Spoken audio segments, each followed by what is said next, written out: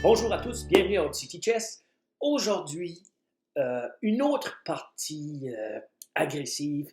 Et ici, on va avoir affaire à deux titans, deux légendes de notre cher, de notre jeu préféré, oui, de notre cher jeu préféré. Et ces deux légendes des échecs. Alors, on va avoir affaire à Michael Tal contre Jan Timman. Euh,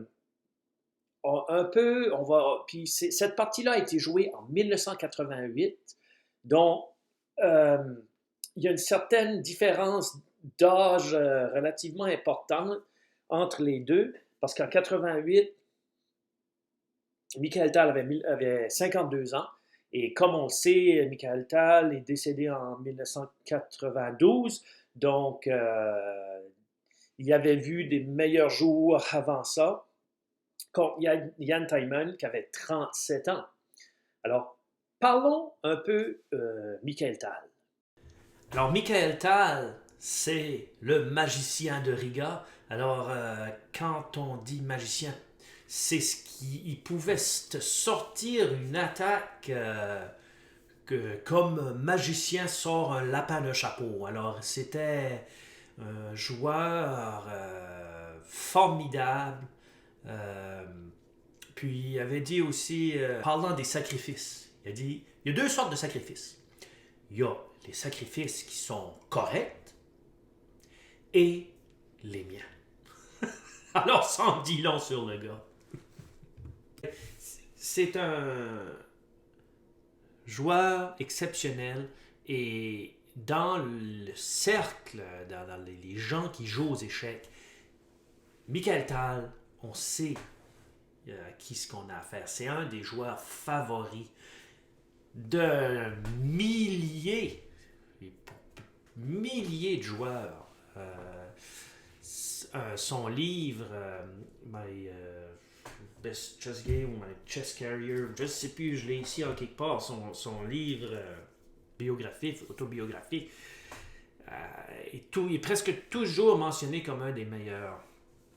Et c'est juste impressionnant aussi, disons, même s'il n'a pas vécu très longtemps, dans le sens qu'il n'est pas il est décédé en 92, donc il avait 56. Ça fait. Il est décédé relativement jeune. Il est devenu aussi champion du monde en 1960. Je pense qu'il avait peut-être 24 ans ou 23 ans dans ce temps-là. Ça fait comme si vous ne savez pas qui est Michael Tal, je vous invite à aller lire au moins sa page Wikipédia. Alors, il va vous en mettre plein la vue aujourd'hui. Et parlons un peu maintenant de son opposant dans cette partie, qui va avoir les Noirs, Jan Timman. C'est une légende vivante, parce qu'il vit encore, des échecs. Alors, probablement un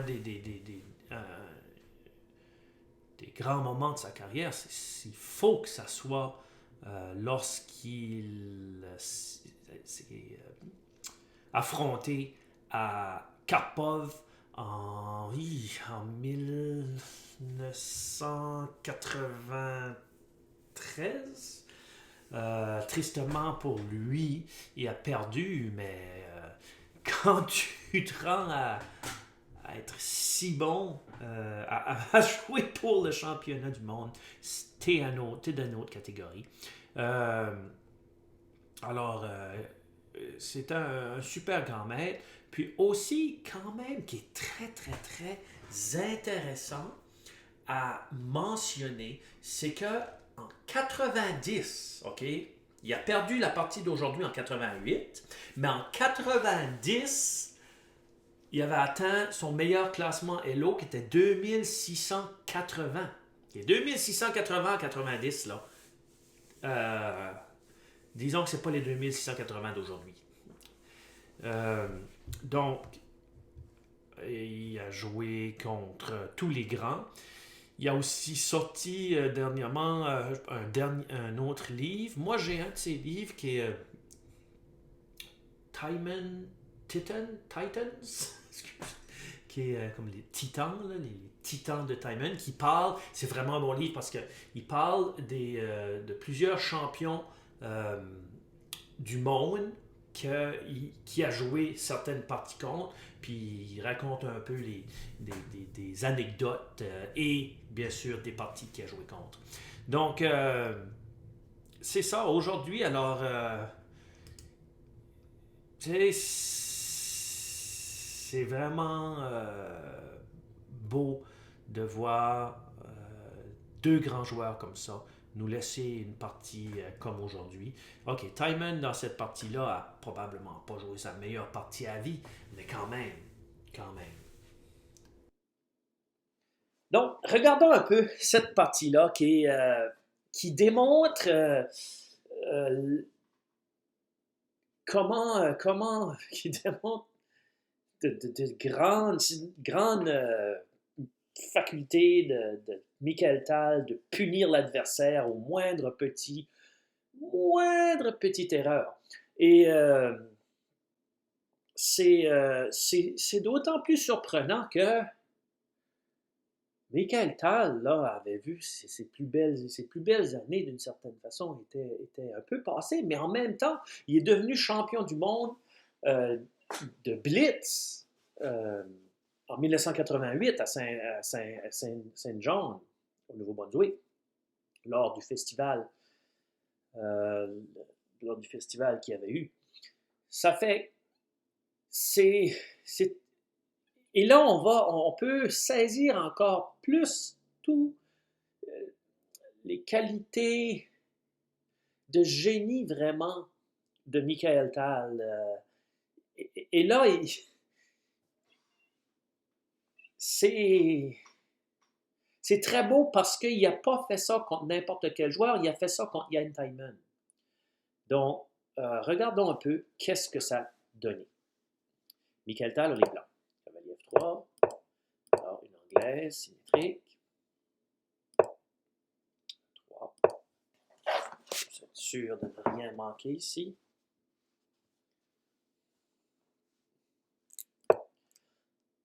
Probablement que ça, c'est des coups. Bien sûr, c'est sa tournée d'une défense t'arrache, oui.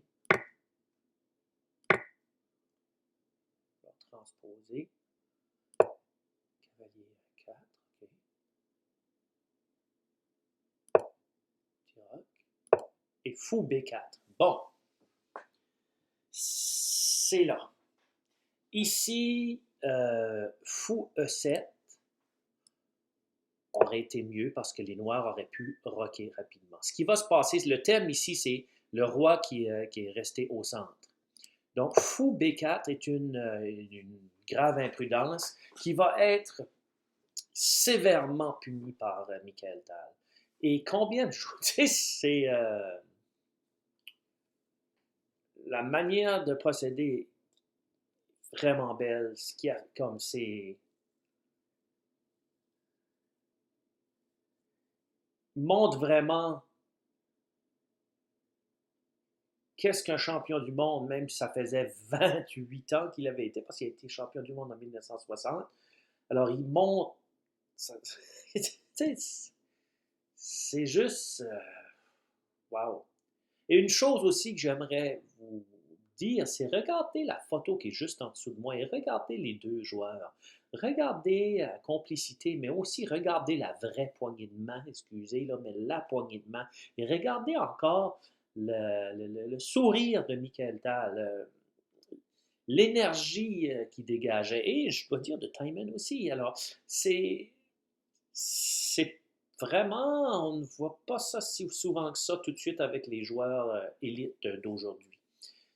Juste pour être certain, les fans d'histoire, là, cette photo-là n'a pas été prise avant la partie qu'on est en train de regarder. Donc, fou B4. Regardez, le roi va rester au centre. parce que Tal a trouvé les coups pour. Donc, échange. Cavalier capture cavalier. D prend. D5. Capture le cavalier. Et ici, la fuite du cavalier, supposons que le cavalier s'en aurait été ici, disons, aurait permis échec, puis après capturer le fou. Donc, capture cavalier, fou capture cavalier, cavalier E5. Alors, ici, si les noirs auraient roqué, il aurait bien sûr perdu un pion et aurait gagné 2 pions contre 1. Échange de dames ou non, les blancs ont un avantage décisif. Donc, c'est pour ça cavalier E5, dame A4, échec, et là ça se poursuit avec des variantes forcées un peu. Dame D7, dame capture, cavalier capture, pion capture. Ici, dame capture D5, fou F4. Donc, prends mon pion si tu veux, supposons, échec, et regardez bien ce coup ici. Fou G5. Wow! Les deux, les noirs ne peuvent pas roquer d'un bord ni de l'autre, parce que le fou ici contrôle cette case-là et la dame contrôle cette case-ci. Et il n'y a rien qui peut empêcher vraiment, qui ferait du sens, dame E7. Donc, OK, ça fait qu'il n'a pas pris le pion, bien sûr. Fou E6, il tente donc d'essayer de roquer, bien sûr, mais là, tour F, E1. Et l'adversaire joue A5 ici. Puis, après A5, c'est pas mal terminé, mais Tal dit que tour C8 aurait été le seul coup qu'aurait peut-être qu'aurait pu aider encore à rester dans la partie, mais l'ordinateur donne comme un +2 au blanc quand même.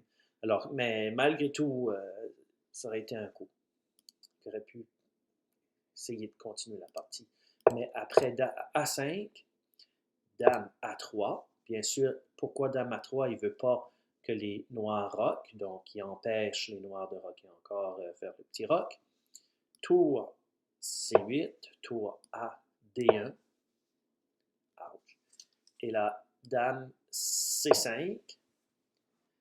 Alors, les noirs voulaient boucher cette diagonale-là pour réussir à roquer, mais ils commettent une erreur qui leur coûte la tour. Une tour, c'est de faire tour C1 ici. Et c'est terminé et abandonné. Alors, supposons dame capture, échec, roi D7, tour C7, roi D8 et B capture A3. Ouh! Non, non, ça, c'est une partie à regarder même à nouveau. C'est comment tout s'est enchaîné une fois que l'adversaire a donné la chance, a laissé son roi au centre. C'est beau. C'est très, très beau. C'est là, wow. Tout s'est enchaîné après. Je me demande tout le temps jusqu'à quel point il avait vu. Je pense c'est que pour lui, c'était assez de voir que les Noirs ne pouvaient plus rocker pendant plusieurs coups jusqu'à la fin, vraiment.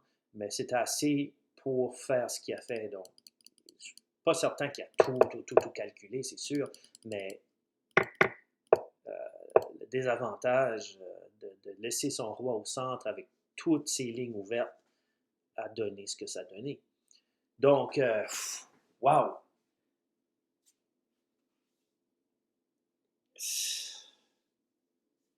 Et combien de parties que nous on joue, qu'on a probablement peut-être chance à faire quelque chose qui ressemble à ça, mais qui nous passe par-dessus la tête. C'est de très, très, très, très, très grands joueurs. Michael Tal, sur la fin de sa carrière, non seulement la fin de sa carrière, mais la fin de sa vie, vraiment, réussit à sortir des coups comme ça. Super, super, super. Alors, j'espère que vous avez aimé toute une partie. À la prochaine.